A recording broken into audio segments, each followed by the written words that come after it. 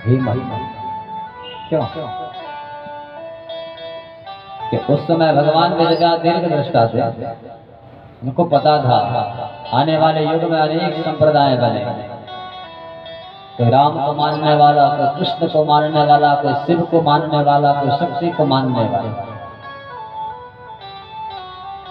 राम को मानने वाले, यदि मैं लिखता हूं कि रामम परम धीमहि, तो वो सोचेंगे तो भागवत तो हमारे लिए बनी है, तो अन्य संप्रदाय के लोग तो इसको पढ़ेंगे ही नहीं, सुनेंगे ही नहीं, इसलिए राम का नाम नहीं।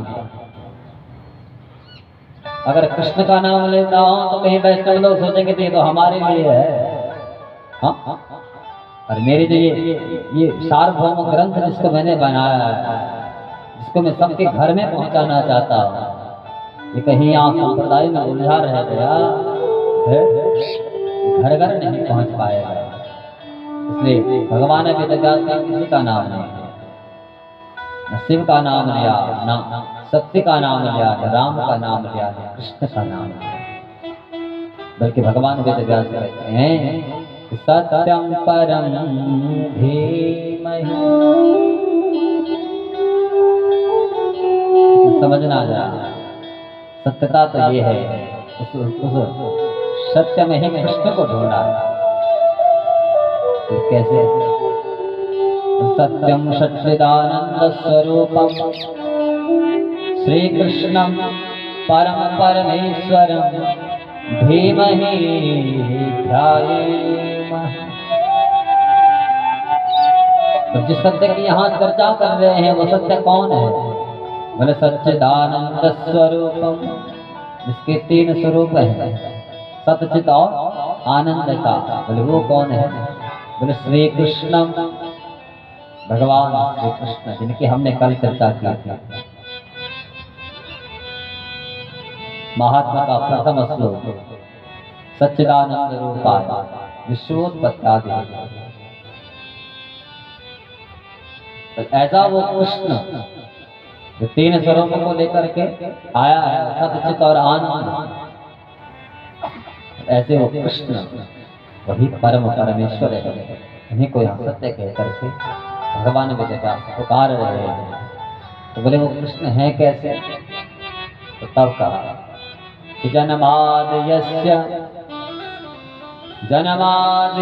यतोऽन्वयादि तरतः चारदेशभिज्ञेश्वरा।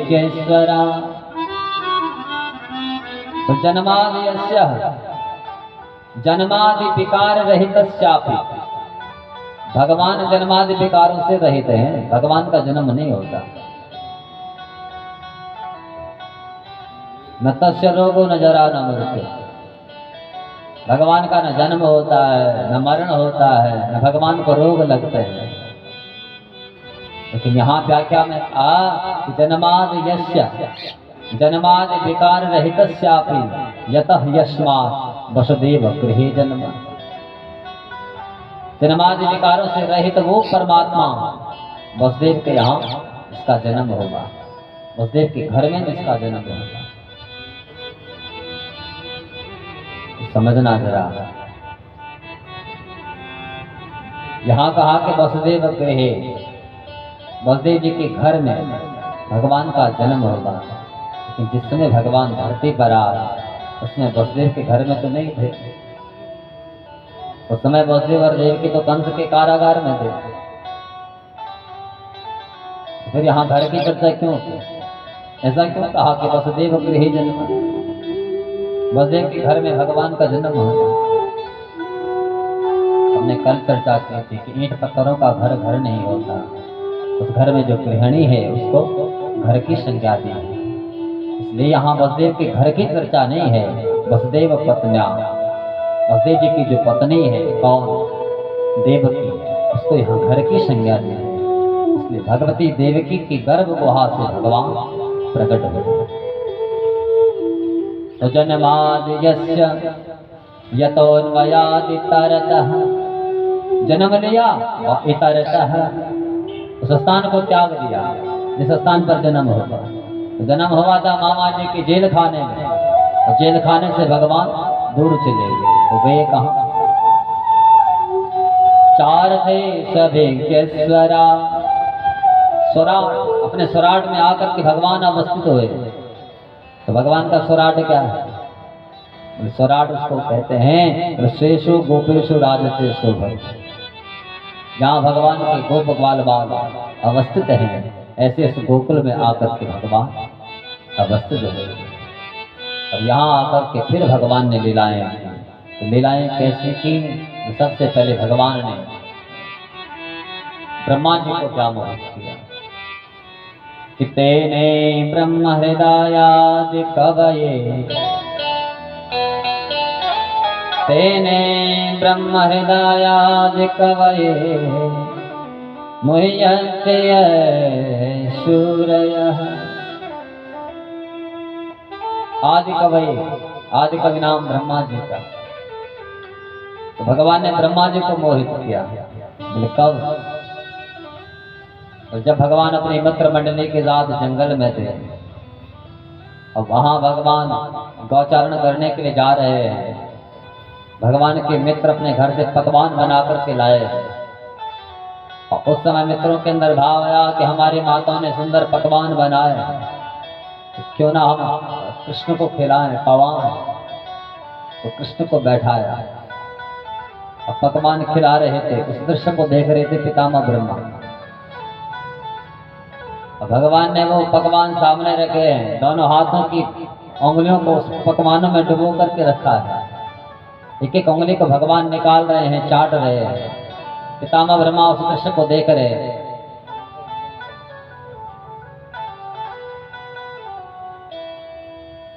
पितामह ब्रह्मा को लगा कि ये ब्रह्म नहीं हो सकता, इसको भोजन पाना नहीं आ रहा है, दोनों हाथों को वहां भोजन में डुबो करके रखा है, कैसे ब्रह्म हो सकता है? अगर ब्रह्म है तो इसकी परीक्षा लो। तो भगवान की परीक्षा लेने के लिए पितामह ब्रह्मा ने भगवान की जो गायें थी उन गायों को ब्रह्मलोक में छुपा दिया था। और भगवान को जब याद आए हम तो यहाँ पकवान को खाने में व्यस्त है, वहां गायें कहाँ हैं? तो मित्रों को कहा तुम यहाँ इन पकवानों को खाओ, में तो थोड़ा गायों को ढूंढ करके लाता। भगवान वहां गए तो गायें नहीं मिली। तब तक ब्रह्मा जी आए, भगवान के मित्रों को उठा करके ब्रह्मलोक में लेकर के चले गए। भगवान जब वापस आ तो वहां आकर के देखते हैं वहां मित्र भी नहीं है, न गाय वहां न मित्र वहां, कहाँ चले गए? और भगवान ने जो आंखें बंद की सब समझ गए तो ब्रह्मा जी की करतूत है।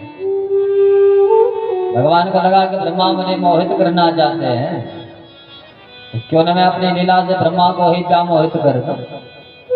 उसी क्षण भगवान ने अपने शरीर से उतने गायें प्रकट कर दिए, उतने बछड़े प्रकट कर दिए, उतने ग्वाल बाल प्रकट कर दिए, जिनको ब्रह्मा जी ब्रह्मलोक में लेकर के गए हुए।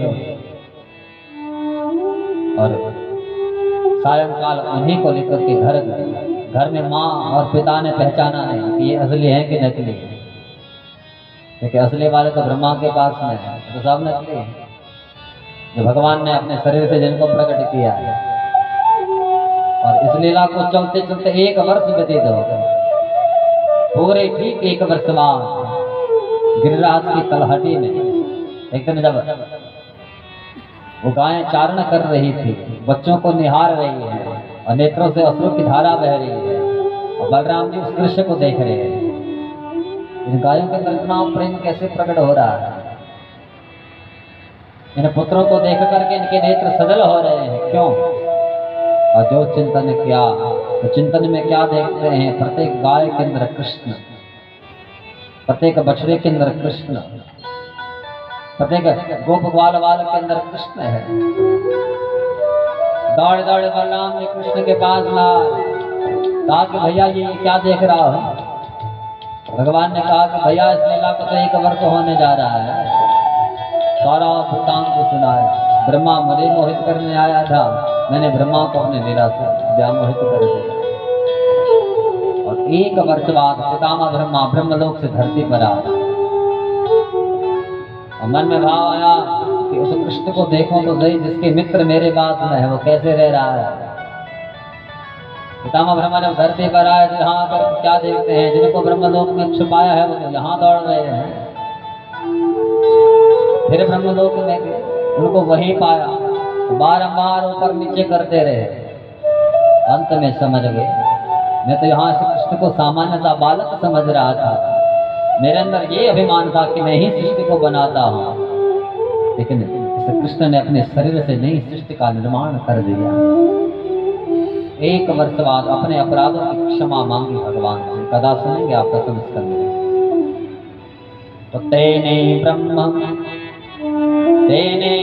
हृदय आदि कवये मह्यन्ते सूरयः कि तेजो वारिमृदां यथा विनिमयो यत्र त्रिशर्गो मृषा। भगवान के पास यहाँ वेणु है, मुरली है। भगवान जब मुरली बजाते हैं चराचर जगत के जीव सुनते हैं। भागवत में 2 बार वेणुनाद का वर्णन है। भगवान ने 2 बार मुरली बजाई। एक बार भगवान ने जब मुरली बजाए तो सर्वभूत मनोहर, चराचर जगत के जीवों ने उस मुरली की धुन को सुना, और जिसके कानों में वो वेणुरव पड़ा वो मोहित हो गया। जंगल में हिरनिया इन गायों को चारण करने के लिए भगवान लेकर के जाते हैं। वो गायें भगवान के वेणुनाद को सुनते हैं। सोजी महाराज कहते हैं कि अरे सोनकाग्र जी, वो एकदम खड़े होकर के उस वेणुरव को पाना चाहते हैं, उस वेणुरव को सुनना चाहते हैं। ऐसा लगता है कि मानो वो वहां उधर कानों का सुंदर दोना बना रहे हो और उस वेणुरव को वहां सुन रहे हो, उसको पीना चाह रहे हो। तो हिरण्या वहां ऐसा लगता है लिखित चित्र में वास, जैसे किसी चित्रपट को हम वहां दीवार पर टांक दें तो न हिलता है न डुलता है।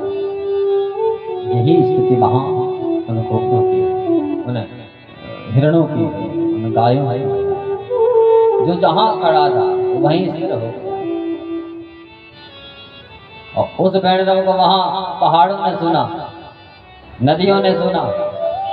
नदियों के अंदर भाव आता है कि उस वेणुरव को सुनकर के दुनिया मोहित हो रही है। पहाड़ों के अंदर भाव आ रहा है हम भी द्रवीभूत हो जाए, हम भी पिघल जाए। लेकिन विडंबना है, हमारा स्वभाव है पाषाणवत रहना, स्थिर रहना। हम तो वहां पिघल भी नहीं सकते। नदियों के अंदर भाव आ रहा है, वहां पहाड़ों को देखो ना स्थिर होकर के उस वेणुरव को सुन रहे हैं, लेकिन हमारा स्वभाव है द्रवीभूत रहना। हम तो बह रहे हैं, एक जगह पर स्थिर भी नहीं हो सकते, स्थिर होकर के सुन भी नहीं सकते। तो मानो वहां पहाड़ों ने नदियों को पुकारा हो, नदियों ने पहाड़ों को पुकारा हो। मानो नदियों ने पहाड़ों से कहा हो कि अपना स्वभाव हमको दे दो, तुम्हारा स्वभाव हमको मिल जाएगा तो हम स्थिर हो जाएंगे, इस वेणुरव को सुनेंगे। तो पहाड़ों ने कहा तुम भी अपना स्वभाव हमको दे दो। तो नदियों ने अपना स्वभाव पहाड़ों को दिया और पहाड़ द्रवीभूत होने लगे, पिघलने लगे। नदियों ने पहाड़ों के स्वभाव को दिया, तो बहने वाली जो नदियां थी वो स्थिर हो गई और स्थिर होकर के उन्होंने इस वेणुरव को पिया। तो समय ऐसा लग रहा है मानो पूरी दुनिया जगत के विषय भोगों को भूल करके उस ब्रह्मानंद में अपने आप को निमग्न करना चाह रहे हैं। ऐसा भगवान की मुरली में हो जाता है। तेजो वारि मृदाम यथा विनिमयो, आपस में यहाँ दोनों ने विनिमय किया। पहाड़ों का स्वभाव नदियों ने दिया, नदियों का स्वभाव पहाड़ों ने दिया। यत्र त्रिशर्गो मृषा, इस धरती पर उन्हीं कृष्ण के 3 धाम, त्रिशर्ग अमृषा, 3 धाम बड़े प्रसिद्ध हैं। तो पहला है श्री धाम वृंदावन, दूसरा है द्वारिका और तीसरा है बद्रिकाश्रम। तीनों धामों में भगवान जब आते हैं तो अकेले नहीं आते, भगवान का जो नित्य परिकर है, जो गोलोक में भगवान के साथ में है, जब भगवान धरती पर आते हैं अपने उस परिकर को लेकर के आते हैं। इसलिए भगवान जब कृष्ण बनकर के धरती पर आना चाह रहे थे, उससे पहले ब्रह्मा को अपने पास में बुलाया। ब्रह्मा से कहा कि मैं धरती पर जाने जा रहा हूँ, इसलिए अकेले नहीं जाऊंगा, तुमको भी आना है। तो ब्रह्मा को आदेश दिया उस समय भगवान ने कि संभवन्तु सुरस्त्रियः, सुरनाम देवताओं का कि सारे के सारे धरती पर आ जाओ। और सुरस्त्रियः अकेले नहीं, अपनी स्त्रियों को लेकर के। तो भगवान से पहले ही स्वर्ग के देवता धरती पर आ गए थे गोप बनकर के। भगवान से पहले स्वर्ग की जो देवियां हैं गोपियां बनकर के धरती पर आ गई। इसलिए भगवान ने धरती पर जो भी लीलाएं की हैं अपने उस परिकर के साथ में की। लोग कहते हैं भगवान ने दुनिया की नारियों के साथ रास किया, महाराज किया। तो कोई दुनिया की नारियां नहीं थी, तो भगवान का अपना परिकर था जो गोलोक में रहता है, और धरती पर आकर के उन्हीं के साथ भगवान ने वहां तो लीलाएं की। ये भगवान जब इस धरती पर आए, इन 3 धामों में गए, वृंदावन, द्वारका, बद्रिकाश्रम, और इन धामों में भगवान के भक्त पहुंचे। तो वहां जाकर के जब भक्तों ने भगवान का दर्शन किया तो धामनासेन सदा निरस्त कुहकम, कुहक नाम कपट रूपी माया का। इन 3 धामों में जाकर के जब भगवान का हमने दर्शन किया तो भगवान अपने भक्त के अंदर जो माया उसको इस संसार में नचा रही है, इस माया ने उसको पकड़ दिया है, जकड़ लिया है, उस माया से सदा निरस्तम भगवान अपने उस भक्त को दूर रखते हैं। हाँ? तो माया कभी उस भक्त को पकड़ ही नहीं सकती। ऐसे वो कृष्ण उनको यहाँ सत्य कह करके भगवान वेदव्यास नाम दिया। दूसरा मंगलाचरण, यहाँ अनुबंध चतुष्टय है, भागवत का अधिकारी कौन है उसकी चर्चा है। धन्यात्मक रूप में यहाँ धर्म का निरूपण है, और ऐसा धर्म कहीं अन्य ग्रंथों में आपको मिलने वाला नहीं है। ये भगवान वेदव्यास कहते हैं कि धर्म प्राञ्जतकेतवोऽत्र परमो, धर्म प्राञ्जतकेतवोऽत्र परमो निर्मत्सराणां सतां वेद्यां वास्तवमत्र वस्तु शिवदं तापत्रयोन्मूलनम्।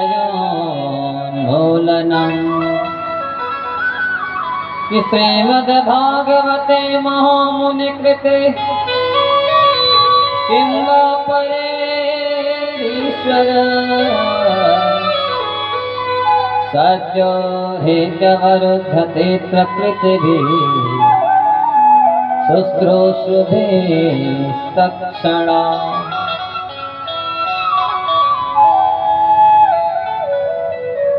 अत्र परमो धर्म, यहाँ इस श्लोक में जो अत्र शब्द है वो ध्वनि के रूप में, ध्वन्यात्मक रूप में धर्म के लिए प्रयुक्त होगा। अत्र परमो धर्म, भागवत जी में ऐसा धर्म तो अत्रैव निरूप्यते नान्यत्र है, जो यहाँ है वो कहीं और नहीं है। तो कैसा धर्म है? तो धर्म के पद पर कौन जा सकता है, तो धर्म के पद पर कौन चल सकता है, उसकी यहाँ चर्चा। तो अत्र की बड़ी सुंदर व्याख्या है। यहाँ लिखा है न विद्यते कृपा, कृपा नाम लज्जा का, जिसके अंदर कोई लज्जा नहीं है। कैसी लज्जा? कभी कभी हमको लगता है कि अपने से बड़ा कहीं पर दिख जाए तो प्रणाम करने में भी हमको शर्म आती है, कैसे प्रणाम करें। लेकिन भगवान का जो भक्त होता है, भगवान का जो प्रेमी होता है, भगवान का जो वैष्णव होता है, तो लाखों की भीड़ में चल रहा है, कहीं कोई वैष्णव दिख जाए तो वहीं दंडवत हो जाता है। उसको ये लज्जा नहीं है कि लोग मुझे क्या कहेंगे, यहाँ इतने लोगों के बीच में, यहाँ बीच चौराहे पर मैं दंडवत कर रहा है। ऐसी लज्जा जिसके अंदर से निकल चुकी है। न विद्यते कृपा नामोच्चारण दंडवत प्रणत्यादिषु ये अत्र वैष्णवा। जिसके अंदर से ऐसी लज्जा निकल चुकी है वही वैष्णव है और वही भागवत का अधिकारी है। तो कहा कि महाराज ठीक है हम वैष्णव बन जाएंगे, अपने अंदर से इस प्रकार की जो लज्जा है उस लज्जा को हम दूर कर देंगे, फिर क्या होगा। कहा जब आप वैष्णव बनोगे तो सबसे पहले आपके अंदर से मत्सरता निकल जानी चाहिए। आपके अंदर मत्सरता की भावना नहीं रहनी चाहिए कि कोई मुझसे आगे बढ़ रहा है, क्यों बढ़ रहा है।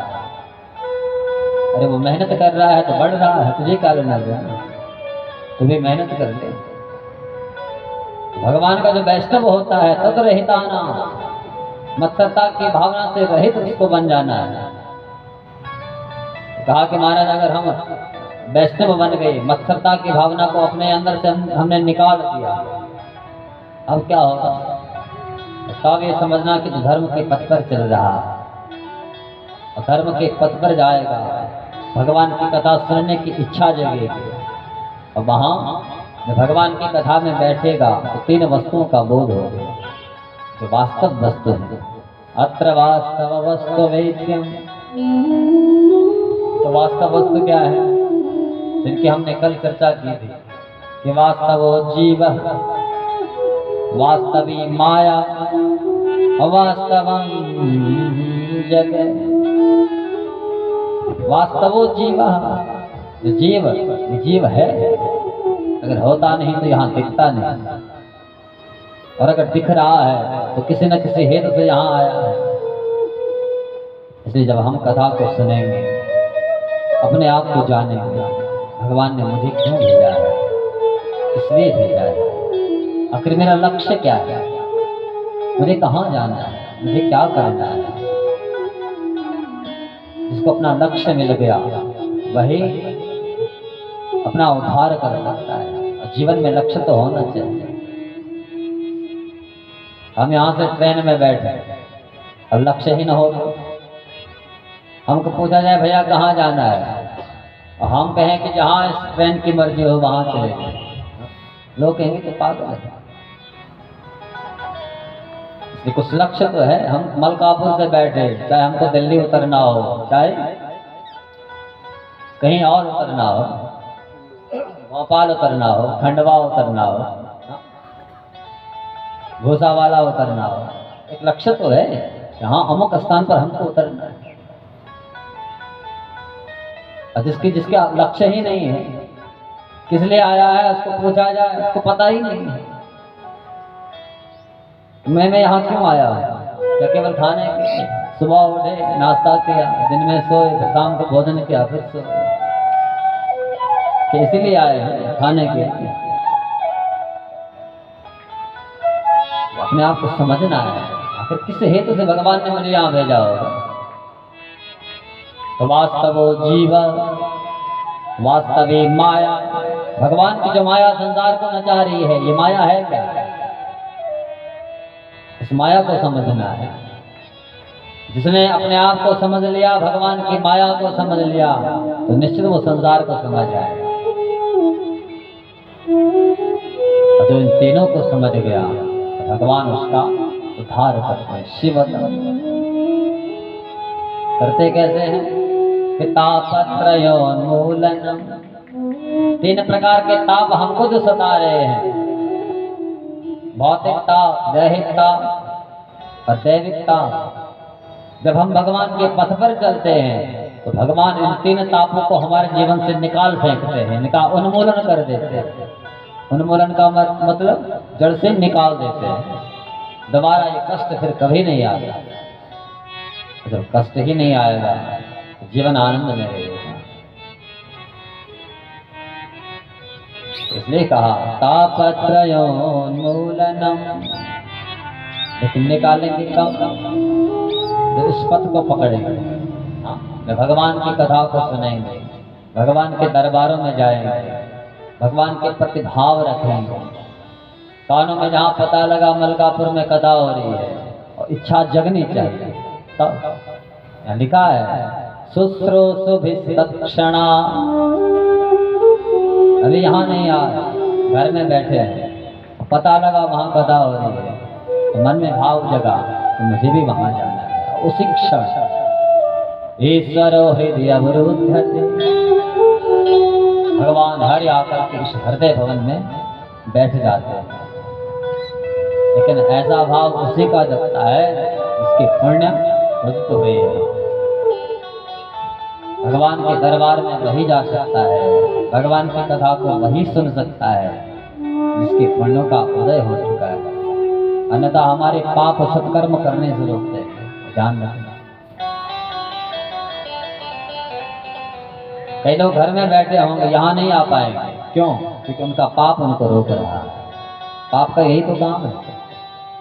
कहीं अच्छा काम हो रहा हो उसको उसमें विघ्न करना, ये पाप का काम है। उसको रोकना, ये पाप का काम। इसलिए हम आ नहीं पा रहे हैं, इसका मतलब हमारा पाप हमको रोक रहा है, हमारा पुण्य अभी उदित नहीं हो पाया। इसलिए जन्मांतरे भवेत् पुण्यम, जन्मांतरे भवेत् पुण्यम तदा भागवतम लभे। जन्म जन्मांतर कल्प कल्पांतरों का पुण्य हो करके ऐसे दिव्य ग्रंथ की प्राप्ति कराता है। और यदि ये मिल जाए, इसको हमने सुन लिया, इस अमृत को हमने पी लिया, तो निश्चित हमारा उद्धार है। कर लो पान भगवत अमृत का, हाँ कर लो पान भगवत अमृत का, कर लो पान भगवत अमृत का, कर लो पान भगवत अमृत का। तुम रख लो मन में ध्यान भगवत अमृत का, तुम रख लो मन में ध्यान भगवत अमृत का, तुम रख लो मन में ध्यान भगवत अमृत का, तुम रख लो मन में ध्यान भगवत अमृत का। कर लो पान भगवत अमृत का, कर लो पान भगवत अमृत का।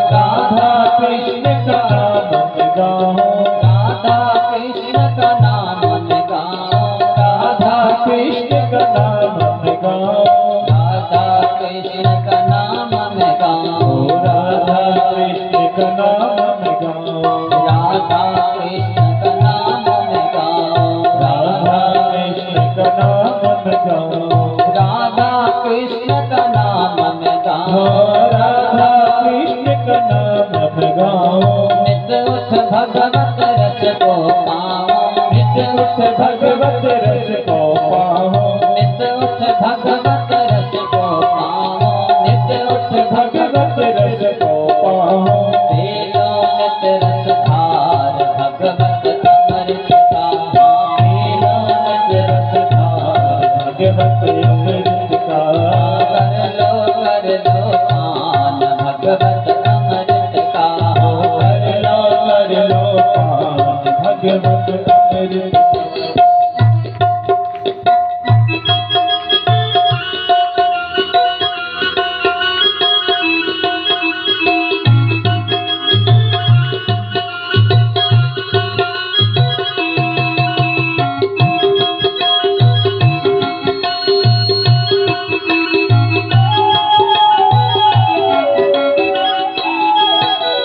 कान्हा की नित मुरली बाजे, कान्हा की नित मुरली बाजे, कान्हा की नित मुरली बाजे, कान्हा की नित मुरली बाजे, कान्हा की नित मुरली बाजे, कान्हा की नित मुरली बाजे, कान्हा की नित मुरली बाजे, कान्हा की नित मुरली बाजे, कान्हा की नित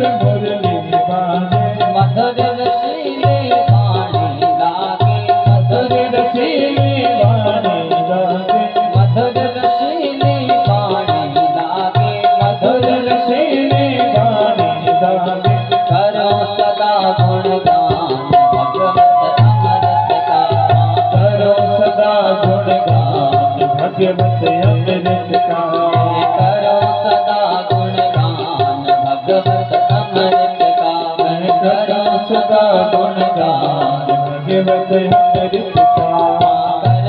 कर लो मान भगवत अमृत का। कर लो मान भगवत अमृत का।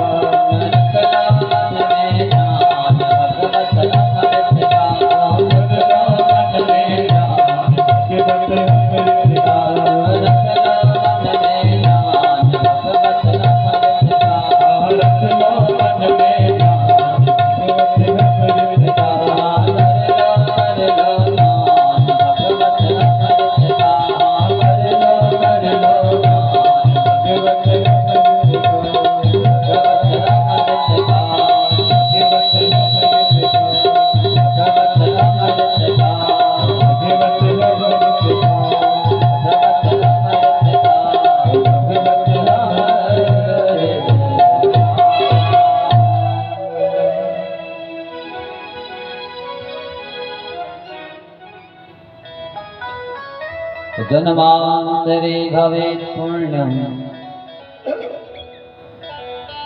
जन्मांतरे भवेत् पुण्यम् तदा भागवतं लभे। हमारे जन्म जन्मांतरों के पुण्यों के फल स्वरूप भागवत का दर्शन और श्रवण मिलता है। अधिकारी कौन है इसकी चर्चा यहाँ द्वितीय श्लोक में है। तीसरे श्लोक में भागवत की दिव्यता का परिचय दिया कि निगम कल्पतरोर्गलितं फलम् सुखमुखादमृतद्रव संयुतम् पिबत भागवतं रसमालयम् मुहुरहो रसिका भुवि भावका। भागवत क्या है? निगम कल्पतरु, निगम नाम वेद का, तो वेद रूपी कल्प वृक्ष का पका हुआ फल। निगम कल्पतरु गलितम फलम, एकदम पका हुआ। तो किसी ने भगवान वेद व्यास से कहा कि महाराज आप कहते हैं ये भागवत तो एकदम पका हुआ है। तो फल जब पेड़ पर पकता है अपने आप गिरता है और गिरने के बाद जब धरती से उसका संबंध होता है तो फूटता है और उसके अंदर जो रस होता है वो निकल जाता है। ये भागवत जो पका हुआ फल है वेद रूपी कल्प वृक्ष पर जब ये लगा होगा और वहां से पक करके जब धरती पर गिरा होगा, धरती से इसका संबंध होगा इसका जो रस है ना वो तो निकल चुका होगा। इसका मतलब इसके अंदर रस नहीं है। भगवान वेदव्यास ने कहा रस तो है, रस ही रस है, खुटली और छिलका तो है। लेकिन तुम कहते हो कि धरती पर गिरा होगा, ये फल गला हुआ जरूर है, पका हुआ जरूर है, लेकिन पतित फल नहीं है, गिरा हुआ फल नहीं है। तो जिस शाखा पर लगा हुआ था वहां से धीरे धीरे धरती पर आया। सने सने अखंडम अवतीर्णम, धीरे धीरे सबसे पहले भगवान नारायण की शाखा पर लगा हुआ ये दिव्य फल भगवान नारायण के पास से गया ब्रह्मा जी के पास में, क्योंकि भगवान नारायण ने ब्रह्मा को सुनाया। भगवान ब्रह्मा से गया देवर्षि नारद के पास में, देवर्षि नारद से आया भगवान व्यास के पास में, भगवान व्यास से गया सुखदेव के पास में। और जिस समय सुखदेव जी राजा परीक्षित को पिला रहे थे, सुना रहे थे, उस समय चराचर जगत के बड़े बड़े शंखों ने सुना। तो धीरे धीरे धरती पर आया है, इसलिए सने सने अखंडम अवतीर्णम, धीरे धीरे धरती पर आया है, इसलिए गिरा हुआ फल नहीं, फूटा हुआ फल नहीं। तो निगम कल्पतरोर गलितम फलम और सुख मुखा। किसी ने भगवान वेदव्यास से कहा कि महाराज आप कहते तो पका हुआ तो है, गिरा हुआ भी नहीं है, फूटा हुआ भी नहीं है। लेकिन कभी कभी हमने देखा है फल बाहर से ऐसा लगता है कि बिल्कुल पका हुआ है, लेकिन जब उसको काटा जाता है तो अंदर खट्टापन निकलता है। कहीं ऐसा तो नहीं तुम्हारा ये भागवत इसके अंदर भी ऐसा खट्टापन हो? भगवान वेदव्यास कहते हैं इसकी तो गारंटी है, इसके अंदर जो रस है रस एकदम मीठा। गारंटी क्या है? गारंटी ये है कि फलों का पारखी होता है तोता, तोता जिस फल को मुख मार ले, गारंटी से फल मीठा निकलता है। और इस भागवत रूपी फल को सुखदेव जैसे परमहंस ने मुख मारा और उसके परमहंस के मुख से निकला होगा ये दिव्य रस परीक्षित पी रहा है। कहाँ? सुप्रदाल, इसकी तो गारंटी है। इसके अंदर जो रस बह रहा है कोई सामान्य रस नहीं, अमृत द्रव संयुतम तो साक्षात अमृत रस इसके अंदर बह रहा है। तो निगम कल्पतरोर गलितम फलम सुखमुखाद अमृत द्रव संयुतम, इसलिए पिबत भागवतम रसमालयम। भगवान वेदव्यास कहते हैं पिबत, इसका खूब पान करो, क्योंकि तो रस का घर है। किसी ने पूछा महाराज कितने बार पिए, क्या एक बार पीने से तृप्ति मिल जाए? भगवान वेदव्यास कहते हैं कि एक बार पीने से तृप्ति मिल गई, इसका मतलब आप भागवत के पिपासु नहीं हो।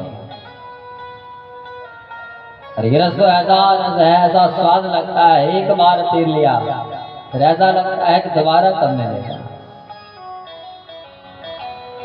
पिबत भागवतम रसमालयम मोहरहो रसिका भोगावता। मोहरहो, मोहर मोह मार मार, जितने बार मिले उतने बार इस रस का पान करो, जहां मिले। अरे कौन कौन इसको पी सकता है? किस किस को इसको पीना चाहिए? किस किस का आह्वान है? दो लोग, रस का भो विभाव का।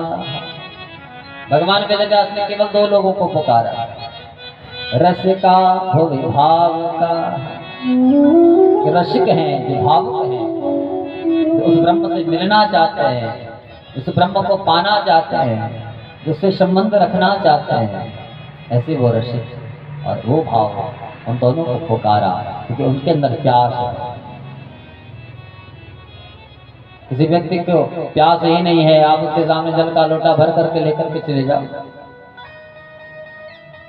तुम्हारा सम्मान रखने के लिए वो हाथ में ले लेगा, देखेगा और रखेगा, लेकिन पिएगा क्योंकि उसको प्यास नहीं है। और कोई प्यासा सामने आ, उसके सामने तुम जल भर करके ले जाओ, वो कम उठाएगा पी जाएगा क्योंकि उसको प्यास है। इसलिए भगवान वेदव्यास ने यहाँ केवल प्यासों को बुलाया, रस का भविभाव का, क्योंकि उन दोनों को प्यास है और जिनको प्यास है वो पी सकता है, इसलिए अन्यों का आह्वान ही नहीं। ये इसके अंदर दिव्यांग दिव्य रस बह रहा है, चुह रहा है, इसको पीना कैसे है ये रसिक और भाव को ही जान सकते हैं। उनके कानों में जहाँ पता लगा अमुक स्थान पर ये रस बह रहा है, भाव तो दौड़े दौड़े चले आते हैं, उनको कोई इन्विटेशन देने की भी आवश्यकता नहीं, क्योंकि ये कर्म ऐसा कर्म है, यहाँ इन्विटेशन लिखने की भी आवश्यकता नहीं है। जिसको पता लगा धावंते तो दौड़ा दौड़ा चला आता है इस दिव्य मधुर रस को पीने के लिए। तो ये भागवत की दिव्यता यहाँ भागवत जी के प्रथम स्कंद के तीसरे श्लोक में भगवान श्री वेदव्यास ने गाई है।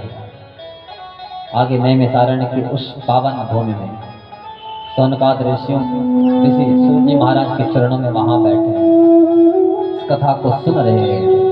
भगवान वेदव्यास के परम शिष्य सूत जी महाराज वहां इस दिव्य रस को उनको पिला रहे हैं। सौनकाद ऋषि के अंदर भाव लग रहा है। सूत जी से कहा कि सूत जी महाराज, आपके मुख से निकलता हुआ ये दिव्य अमृत इसको पी करके ऐसा लगता है कि जीवन पर्यंत पीते रहे, तृप्ति कभी होने वाली नहीं।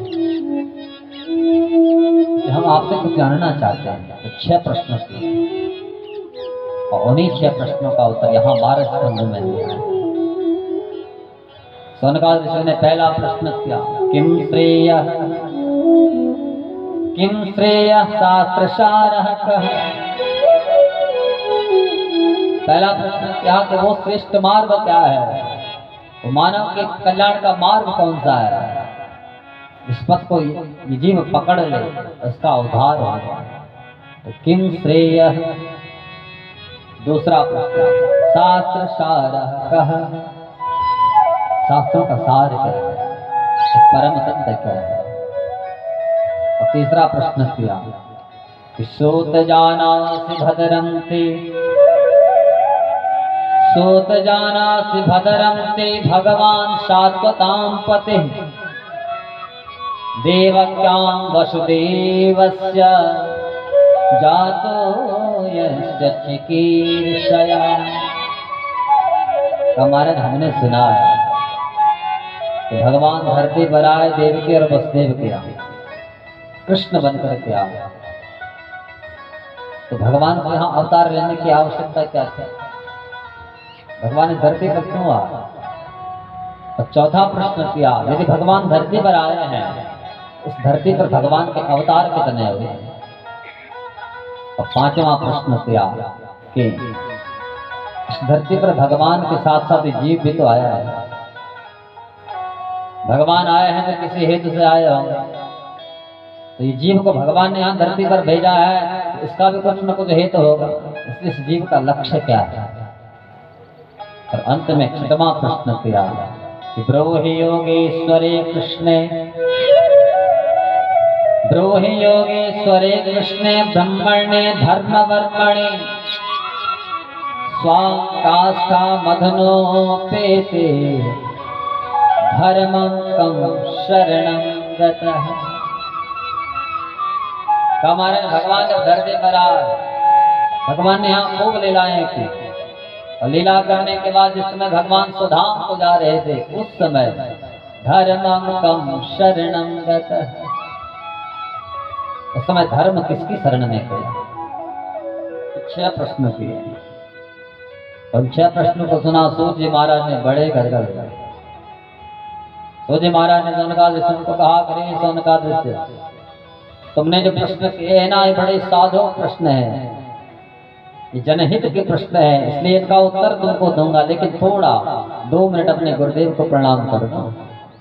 जिन गुरुदेव के द्वारा ज्ञान मिला है, उनकी कृपा न हो तो ज्ञान बाहर प्रकट नहीं हो सकता। इसलिए सूत जी महाराज सौनकादिक ऋषियों को कह रहे हैं कि थोड़ा मुझे अपने गुरुदेव का ध्यान करने में।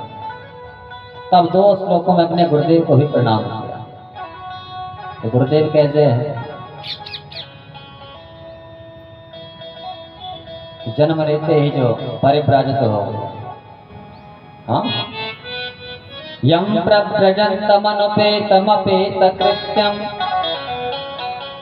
द्वैपायनो विरह कातरया जुहावः पुत्रेति तन्मयतया स्तरवोऽभिनेदुः तं सर्वभूतहृदयं मुनिमानतोऽस्मि। कियस्वानुभावमखिलं श्रुतिसारमेकम् अध्यात्मदीपमतितितीर्षितां तमोन्धं संसारिणां करुणयाः पुराणगुह्यं तं व्याससूनुमुपयामि गुरुं मुनीनाम्।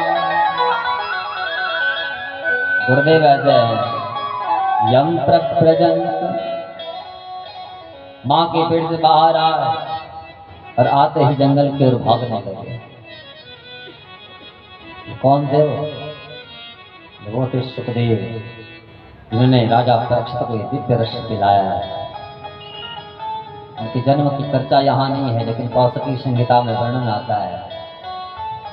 तो पार्वती के गुरु हैं देवर्षि नारद, लेकिन हिमालय में पार्वती से कहा कि बेटी, तुझे पता है भगवान शंकर जिनके साथ में तू रहती है, जो तेरे स्वामी हैं, उनके गले में मुंडों की माला है।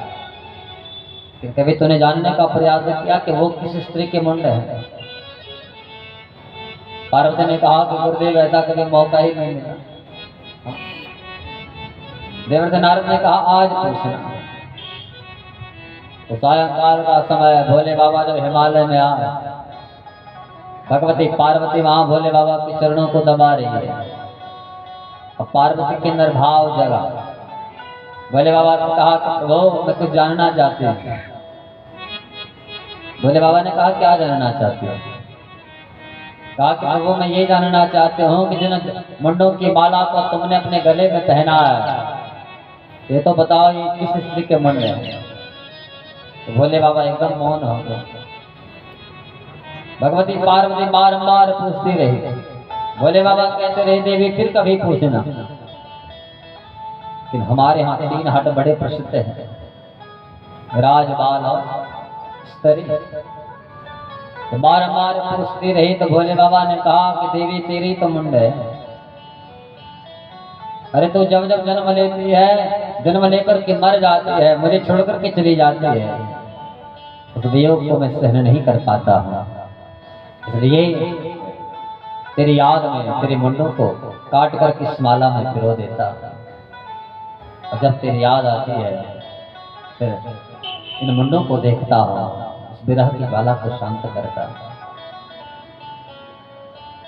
भगवती पार्वती ने विचार किया कि मैं तो बार बार जन्म लेती हूँ और जन्म लेकर के बार बार मर जाती हूँ, लेकिन क्या भोले बाबा कभी मरते ही नहीं है। कहा कि प्रभु आप कह रहे हो कि तू बार बार जन्म लेती है, जन्म लेकर के मर जाती है, मेरा तो मरण हो जाता है, लेकिन क्या कभी तुम मरते नहीं हो, आखिर तुमने ऐसी कौन सी अमर बूटी पी रखी है। सूर्य महाराज कहते हैं कि सोने का दृश्य। भोले बाबा भगवती पार्वती से कहते हैं कि पार्वती मैंने तो वो अमर कथा को पिया है, जिस अमर कथा को पीने के बाद जीव कभी मरता ही नहीं है, वो तो अमर हो जाता है। तो भगवती पार्वती ने कहा कि प्रभु उस अमर कथा को मुझे भी पिलाओ। भोले बाबा ने कहा कि देवी इस कथा का हर कोई अधिकारी नहीं है। तो हिमालय से उठाया इसको पार्वती और चले हैं अमरनाथ में। वहां जाकर के भोले बाबा ने सबसे पहले तो ताल बजाया। उस ताल को जंगल के जीव जंतुओं ने सुना, डर के मारे वहां से दूर चले गए। फिर पार्वती को कहा कि चारों ओर देख, कोई हमारे संवाद को सुन तो नहीं रहा है। भगवती पार्वती बाहर आए, चारों ओर देखा, कहीं कोई दिखा नहीं, लेकिन जब वापस आ रही थी एक विगलित तोते का अंडा वहां पर पड़ा है और उस अंडे को अनदेखा किया। अंदर आए भोले बाबा के पास में बैठे। भोले बाबा से कहा प्रभु कथा को गाओ। तो भोले बाबा ने ये कथा सुनाने प्रारंभ। दशम स्कंद तक खूब आनंद से भगवती पार्वती ने कथा को सुना, लेकिन जैसे एकादश स्कंद आया और एकादश और द्वादश स्कंद यहाँ तो वेदांत भरा हुआ है, जरा कठिन विषय है, इसलिए भगवती पार्वती को नींद आने लगी। लेकिन तब तक उस कथा का सिंचन करते करते विगलित अंडा फट गया। वहां से एक शुक निकला, तोते का बच्चा निकला, ऊपर पेड़ पर बैठा हुआ कथा को सुनने लगा। पार्वती हुंकारा भर रही थी, यहाँ से आराम से कथा को सुन रहा है। जब इसने देखा हुंकारा भरना बंद हो गया, इसका मतलब पार्वती को नींद आ गई। और अगर यहाँ पार्वती सो गई, हुंकारा भरना बंद हो गया, तो फिर भोले बाबा भी कथा को विराम दें। तो स्वयं हुंकारा भरने लगा। चलते चलते जब द्वादश स्कंद को भी विराम देने लगे, तब पार्वती की आंखें। और पार्वती ने कहा कि प्रभु हम एकादश स्कंद से कथा को गाओ। भोले बाबा ने कहा कि देवी मैं तो यहाँ कथा को विराम देने जा रहा हूँ, लेकिन पार्वती कहती है कि प्रभु एकादश स्कंद के बाद तो मैंने कथा को सुना ही नहीं, मैं तो सो गई थी। तो भोले बाबा ने कहा फिर ये कथा कौन सुन रहा था, हुंकारा कौन भर रहा था। तुरंत खड़े हुए, हाथ में त्रिशूल उठा बाहर आए। बाहर आकर के क्या देखते हैं, ऊपर पेड़ पर बैठा हुआ तोते का बच्चा जो कथा को सुन रहा है, हुंकारा भर रहा है। लेकिन भगवान शंकर के अंदर भाव आया, ये कथा तो पात्र के हाथ में जानी चाहिए, कहीं अपात्र के हाथ में पहुंच गई तो अर्थ का अनर्थ हो जाएगा। इसलिए उस तोते के बच्चे को देख करके भोले बाबा के अंदर कोप जगा। क्यों पता है? कि तोते का स्वभाव होता है, उसको जो पढ़ा दो रटता चला जाता है, बोलता चला जाता है। और भोले बाबा के अंदर भाव आया कि तोते ने तो पढ़ लिया, इसने तो सुन लिया, अभी गाता हुआ चला जाएगा। और कहीं किसी अपात्र के हाथ में कथा पहुंच गई तो शास्त्र की का अनर्थ कर देगा। यहाँ लिखी हुई जो कथा है, लिखा हुआ जो अर्थ है, उसको ही बदल देगा, अर्थ का ही अनर्थ हो जाएगा।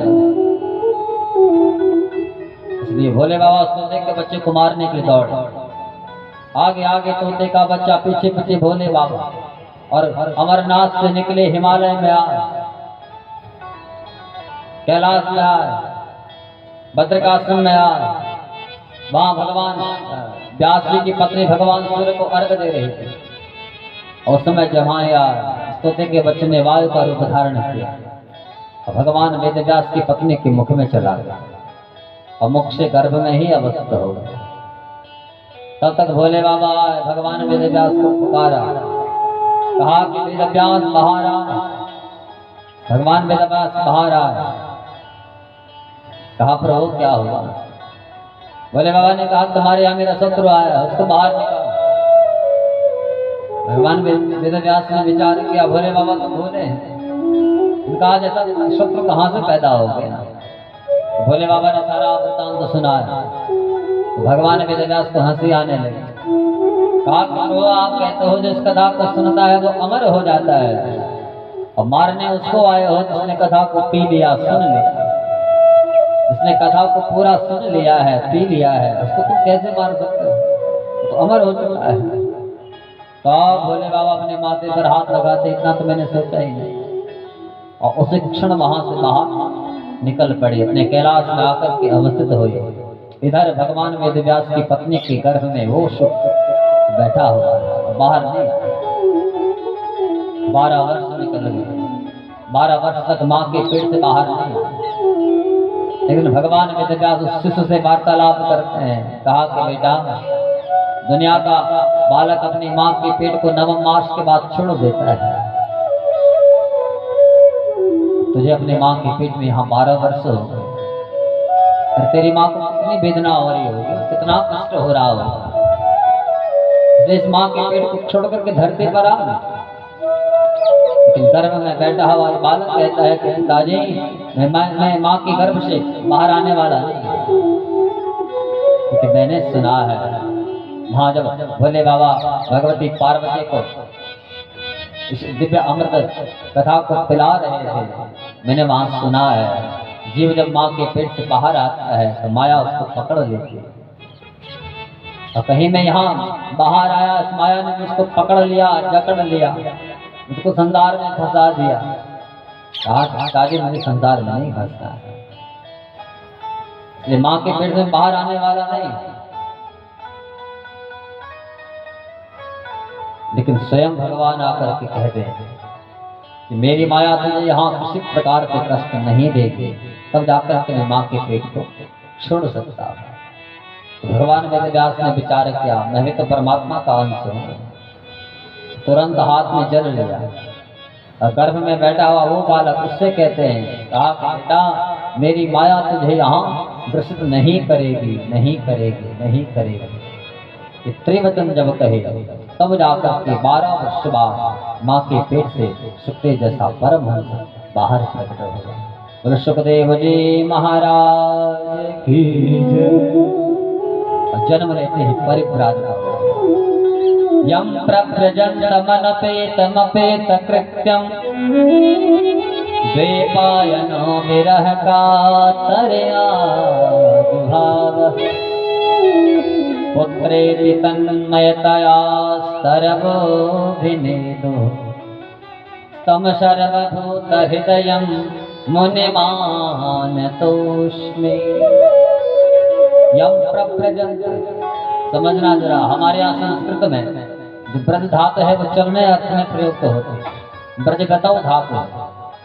लेकिन यहाँ सुखदेव जी के लिए कहा कि प्रव्रजन्त, प्र उपसर्ग लगा करके कहा। अगर व्रजंत कहते कि आज घर से निकले हैं, इसका मतलब वापस भी आएंगे।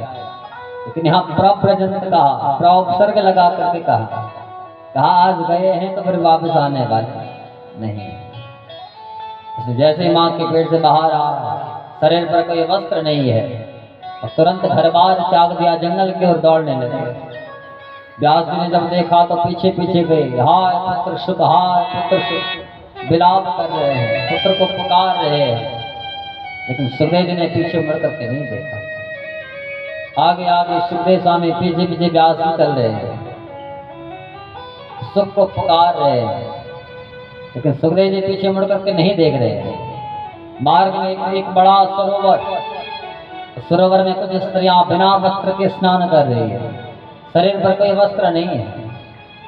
अचानक जब वहां सुखदेव जैसा परमहंस दिखाई पड़ा तो एकदम खड़े हो गए। हाथ जोड़ करके सुखदेव जी को प्रणाम किया। व्यास जी ने वो दृश्य देखा।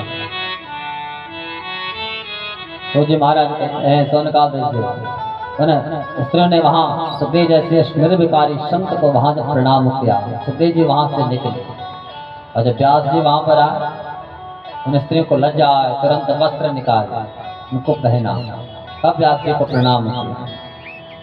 व्यास जी ने उन स्त्रियों से पूछा, अरे देवी, तो यहाँ से जवान मेरा पुत्र निकला, उसको देख करके तुम्हारे अंदर लज्जा नहीं आ रहा? मैं बूढ़ा व्यास, मुझे देख करके तुम्हारे अंदर ऐसी लज्जा क्यों? उन स्त्रियों ने बड़ा सुंदर जवाब दिया। कहा कि व्यास जी, तुम्हारा जो पुत्र यहाँ से निकला है ना, वो निर्विकारी है, उसको तो पता ही नहीं है स्त्री क्या होती है, पुरुष क्या होता है। अब तुम्हारे अंदर विकार है, अगर विकार नहीं होता तो आप हमसे प्रश्न ही नहीं करते। जवाब मिला जब उन स्त्रियों से, व्यास जी वहीं से वापस लौटे, तुरंत अपने बद्रिकाश्रम में आकर के बैठे। सुखदेव जी दंडकारण्य में चले गए। लेकिन जब भगवान वेदव्यास यहाँ बद्रिकाश्रम में आए और अपने व्यास गुफा में बैठ करके जब इस दिव्य ग्रंथ को जब तैयार किया, जिसके अंदर 18,000 श्लोक बना, 12 स्कंद बना, 335 अध्याय लिखे, मन में भाव आया उस पुराण को किसे सौंपना, ऐसा कोई पात्र मुझे दिखाई नहीं दे रहा है। चारों ओर दृष्टिपात किया, अपने बड़े बड़े शिष्यों को देखा, लेकिन कोई ऐसा नहीं दिखा, किसी के अंदर ऐसी पात्रता नहीं दिखी। अंत में याद आए अपने उसी पुत्र सुखदेव, जन्म लेते ही जंगल की ओर भाग चला था, लेकिन मन में भाव है उसको वापस बुलाऊं कैसे। अपने कुछ शिष्यों को बुलाया, उनको भागवत जी के श्लोक रटाया, कहा कि इन श्लोकों को गाते हुए जाना, जहां मेरा पुत्र सुनेगा तो तुरंत उठ करके मेरे पास चला आएगा। तो ये शिष्य उसी दंडकारण्य में गए जहां सुखदेव जैसा निर्विकारी संत बैठा है, जो निर्गुण की सत्ता में अपने आप को लीन मानते हैं।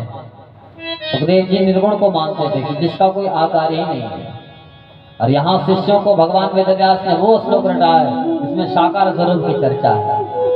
भगवान निर्गुण नहीं है, भगवान सगुण भी है। भगवान साकार बनकर के अपने भक्त को दर्शन भी देता है। समझना चाहिए। बल्ब आपको सामने दिख रहा है, अगर इस बल्ब को निकाल दो तो क्या आपको प्रकाश दिखाई देगा? नहीं। लेकिन हमको प्रकाश दिखाई नहीं दे रहा है, लेकिन फिर भी वो करंट वहां दौड़ तो रहा है, हाँ? दिख नहीं रहा है। ऐसे ही इस संसार में बिजली थी, लेकिन हमको दिख नहीं रही, तो निर्गुण स्वरूप है, जो होने के बाद भी दिख नहीं रहा है, तो निर्गुण है। ऐसे ही ब्रह्म भी है। हमारे यहाँ 3 शब्द हैं, ब्रह्म, परमात्मा और भगवान। सुनने में लगता है तीनों एक हैं, लेकिन तीनों एक नहीं है, अर्थों में भिन्नता है। ब्रह्म वो है जो दिखता नहीं है, परमात्मा वो है जिसका अनुभव होता है, भगवान वो है जो सामने दिखता है। ऐसे ही संसार में बिजली थी, दिख नहीं रही थी, तो वो ब्रह्म स्वरूप है, वो निर्गुण स्वरूप है। वैज्ञानिकों ने यंत्र बनाया, उस बिजली को तारों में दौड़ाया, और हमने उस तार पर हाथ लगाया, हमको करंट लगा। हमको लगा कि हाँ इसमें कुछ तो है, तो करंट के रूप में वहां दौड़ रहा है, उसका हम अनुभव कर रहे हैं। तो परमात्मा स्वरूप है, जिसका केवल अनुभव होता है। और जब वैज्ञानिकों ने बल्ब बनाया, तार से हमने बल्ब को जोड़ा, तो उस तार में दौड़ने वाला जो करंट है वो प्रकाश के रूप में सामने दिखाई दे रहा है।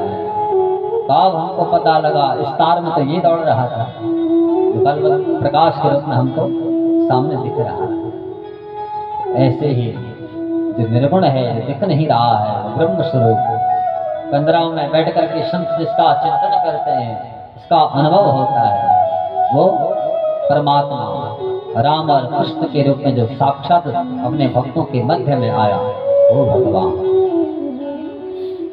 तो वहां जो सुखदेव जी हैं, वो निर्गुण को मानते थे। उनको ऐसा लगता था भगवान का कोई स्वरूप ही नहीं है, कोई आकार ही नहीं है। लेकिन जब ये शिष्य गए, जहाँ सुखदेव जी बैठे थे, वहाँ भगवान के साकार स्वरूप की चर्चा की। भगवान धरती पर आया है और आकर के कैसा स्वरूप लेकर के आया है, उसकी चर्चा की। कि बरहा पीडम नटवरवपु कर्णयो कर्णिकारं बिभ्रजवासः कनककपिशं वैजयन्तीं च माला गन्धरान् वेणोरधरसुतया पूरयन् गोपवृन्दैः वृन्दारण्यं स्वपदरमणं प्राविशद्गीतकीर्तिः बरहापीडं मोर को जिसने धारण कर रखा है, गायों के मध्य में चल रहा है, वेणु को बजा रहा है, चमेली आदि जो वनस्पतियां हैं उनसे जिसने अपना श्रृंगार कर रखा है, उस माला को गले में पहन रखा है, गायों के चरणों से निकलती हुई धूल उड़ रही है, भगवान के कपोलों पर लग रही है, ऐसा लग रहा है भगवान ने श्रृंगार पीताम्बर को पहन रखा है, मुरली को बजा रहे हैं। जैसे परमहंस ने जब सुना भगवान ऐसा स्वरूप लेकर के धरती पर आया, तो सुखदेव जी को लगा कि क्या ऐसा हो सकता है, तुरंत आंखें खुली, मन में भाव आया कि ऐसा न हो माया मुझे प्रलोभन दे रही है, कहीं माया मुझे संसार में तो नहीं फंसाना चाहती। फिर आंखें बंद, मुझे संसार में नहीं फंसना है, मुझे तो निर्गुण की ही सत्ता में रहना है। और तब तक दूसरा शिष्य गा पड़ा, उसका स्वभाव कैसा है जो साकार बन करके आया है कि अहो मकीयम स्तनकालकूटम जिघांसयापाययदैत्यसाध्वी देहे गतिं धातृचितां ततोऽन्यं कं वा दयालं शरणं व्रजेत्। अहो मकीयम, बकी नाम बकासुर की बहन है पूतना, स्तनकालकूटम अपने अंचल पर जहर लगाकर के आए भगवान को मारने के, लेकिन भगवान उस जहर को भूल गए और इस भाव को याद रखा कि इसने मुझे अपना अंचल पिवाया है, और अंचल पिवाने का काम केवल माँ करती है, इसलिए पूतना को माँ जैसे माना, मौसी कहकर पुकारा है। इसलिए पूतना को वही गति दी जिस गति को भगवान को अपनी माँ जसोदा और देवकी को देनी चाहिए थी, कि उन दोनों से पहले वो माँ जैसी गति, वो धात्विक गति भगवान ने पूतना को। तो कम्मा दयालु शरणं व्रजेम, ऐसा कोई दयालु हो सकता है? हत्यारा सामने खड़ा है, ये इसको मुक्त कर रहा है। जब सुना सुखदेव जी ने तुरंत खड़े हो, कहा कुछ और सुनाओ। भगवान वेदव्यास के शिष्यों ने कहा हमें तो 2 श्लोक आते हैं, आपको और सुनना है ना, तो वहां तो 18,000 श्लोक हैं। इसके बाद तो व्यास जी का परिचय दिया, तब भगवान सुखदेव उन शिष्यों के साथ में बद्रिकाश्रम में आए और वहां बैठ करके ये भागवत का दिव्य ज्ञान अपने पिता व्यास जी से सुखदेव ने दिया। बाद में यहाँ चर्चा है पांडवों की, कुरुक्षेत्र का युद्ध विराम, पांडव पक्ष विजयी, कौरवों का संहार, अश्वत्थामा के द्वारा वहाँ द्रौपदी के पुत्रों को मारना, अर्जुन का उनको पकड़ना, ये यहाँ बृहद चर्चा, अपना समय मुझे आदेश नहीं दे रहा। पांडवों पर कृपा करके उस अभिमन्यु का बीज जो उत्तरा के पेट में, उसका रक्षण किया।